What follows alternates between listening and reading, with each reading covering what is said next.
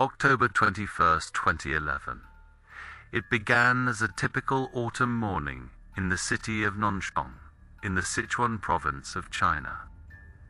The streets were busy with people rushing to work, vendors setting up their stalls, and the noise of daily life. But in one specific residential block, the routine was broken by something unsettling. For days, residents had noticed a faint, unpleasant smell hanging in the air.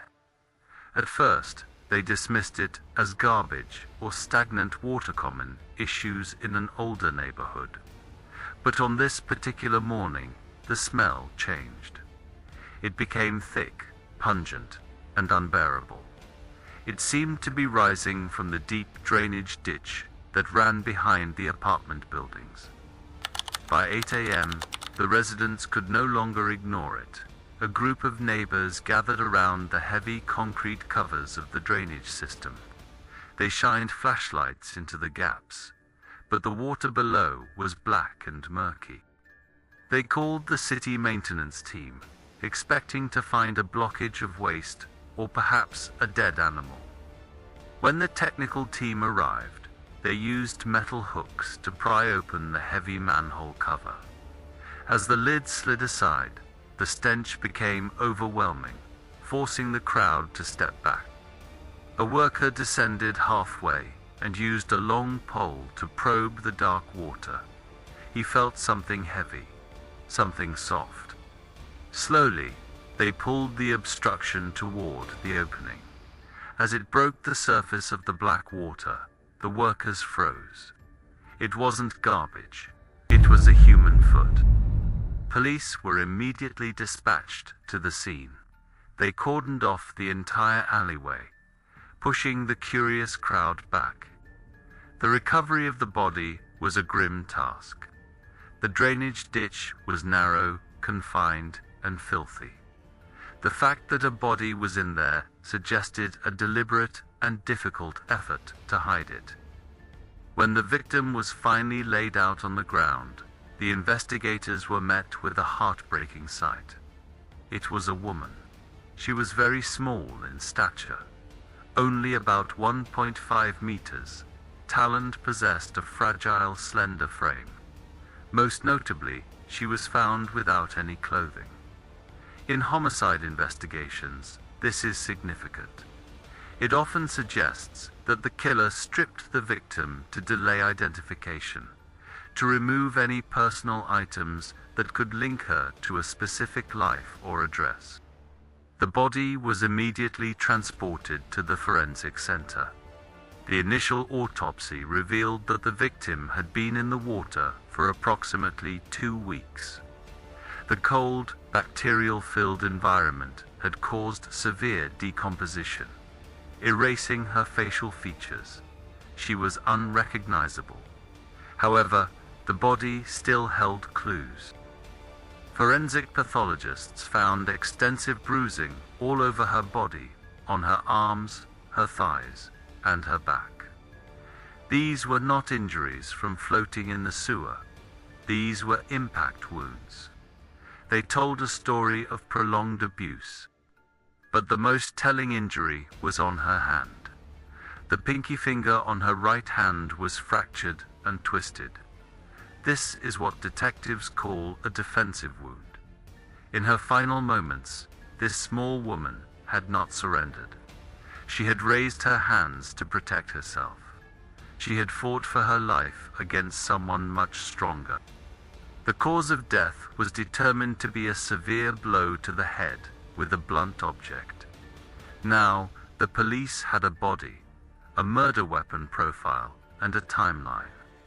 But they still lacked the most important piece of the puzzle, a name. Who was she?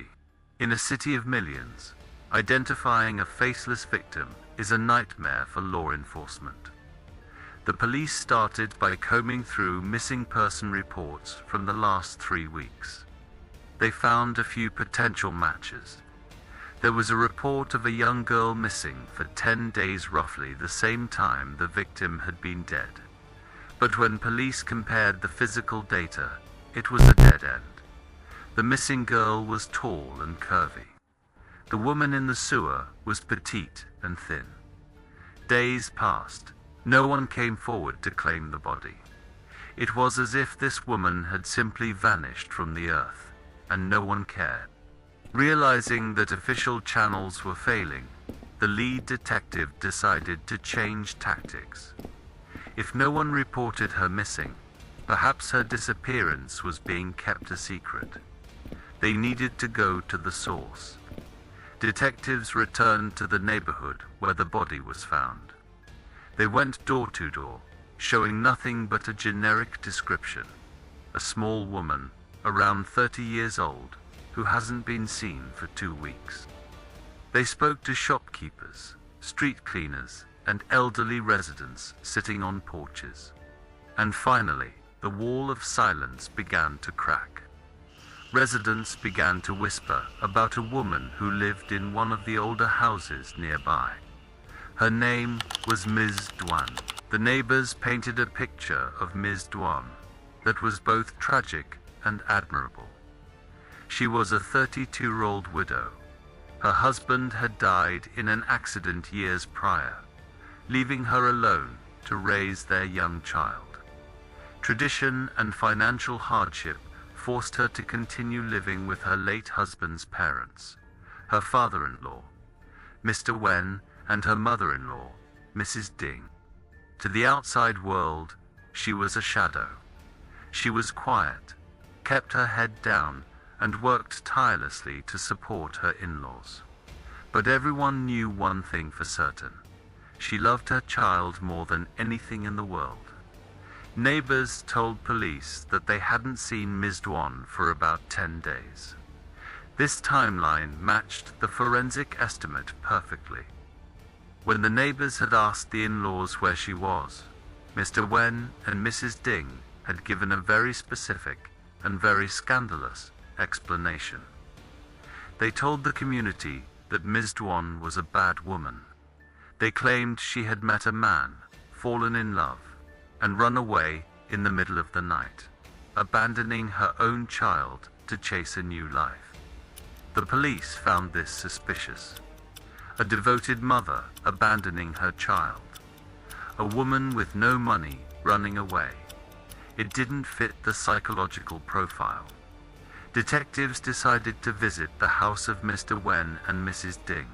When police arrived at the home, the in-laws appeared calm. They repeated the same story they told the neighbors. She left on the morning of the 9th. Mr. Wen insisted. She is disgraceful. She left us with the burden of the child. But police needed scientific proof. They collected a DNA sample from Ms. Dwan's daughter and compared it to the body in the morgue. The results came back within 48 hours. It was a 99.9% match. The woman in the sewer was indeed Ms. Dwan. The runaway story was a lie. Police immediately brought Mr. Wen and Mrs. Ding to the station for separate interrogations. The atmosphere in the room was heavy. The detectives presented the DNA evidence and photographs of the body. She didn't run away, the detective said. She was murdered, and you lied about it. For hours, the couple remained stubborn. They claimed they didn't know she was dead. They thought she had run away. But as the questioning continued, their stories began to diverge. The pressure was mounting. Finally, the mother-in-law, Mrs. Ding, made a critical mistake. In a moment of panic, she blurted out a name to deflect blame. She mentioned a man named Dolu, a manager of a local underground entertainment venue. She quickly tried to retract it, but it was too late. The police had a thread to pull. Investigating Dolu led the police into the city's shadows, a world of illegal gambling and vice. The manager, terrified of being implicated in a murder, cooperated. He handed over a list of frequent clients. He pointed the police toward a man named Chow. Chow was a regular at the gambling den. He was known for two things: losing money and his violent, uncontrollable temper. Records showed that Chow and the father-in-law, Mr. Wen, knew each other. Police located Chow at a local bar near the night market. When officers entered, Chow spotted them. His reaction was instant guilt. He flipped his table and sprinted toward the back exit. Officers chased him into the alleyway and tackled him to the ground. In the interrogation room, Chow was arrogant. He denied everything. He claimed he had never met Ms. Dwan. He claimed he was just a gambler, not a killer. Without a witness or a weapon, he thought he could outsmart the police, but he was wrong. Ms. Dwan had left a message from the grave. This brings us to the most crucial moment of the investigation. During the autopsy, the forensic pathologist had examined the victim's mouth. Deep between her teeth, they found a tiny, almost invisible fragment of foreign skin tissue. It was a piece of skin that didn't belong to her. In her final desperate moments, while being strangled or held down, Ms. Dwan had bitten her attacker with all her strength. Police asked Chow to roll up his sleeves. He hesitated. When he finally revealed his arms, there it was. On his right hand, just below the thumb, was a small, healing wound. It was jagged, roughly circular, and perfectly consistent with human teeth marks. Police took a DNA swab from the wound and compared it to the skin found in the victim's mouth. The result was undeniable. The skin in Ms. Dwan's mouth belonged to Chow. Faced with the biological evidence, Chow's arrogance evaporated. He confessed. And his confession revealed a betrayal so deep it shocked the entire nation. Ms. Dwan was not just a victim of a random attack. She was a victim of her own family. Mr. Wen and Mrs. Ding, her in-laws, were not just bystanders. They were the architects of her misery. They viewed the widow as a financial burden. To satisfy their greed, they had forced her into servitude, making her serve men at the illegal gambling den to pay off debts. On the night of October 8th, they delivered her to Chow's private residence. When Chow tried to force himself on her, Ms. Dwan refused. She fought back. She bit his hand. Enraged by her resistance and the pain, Chow grabbed a heavy object and struck her repeatedly in the head. But the horror didn't end with her death. After realizing she was dead, Chow called Mr. Wen. The father-in-law didn't call the police. Instead, he and his wife came to help cover it up. Together, the three of them stripped Ms. Dwan of her clothes to erase her identity. They drove her body to the secluded drainage ditch and dumped her into the cold, black water. Then the in-laws went home, looked their grandson in the eye, and told the world that his mother had abandoned him. The court showed no mercy. Chow, the man who took her life, was convicted of homicide and sentenced to death.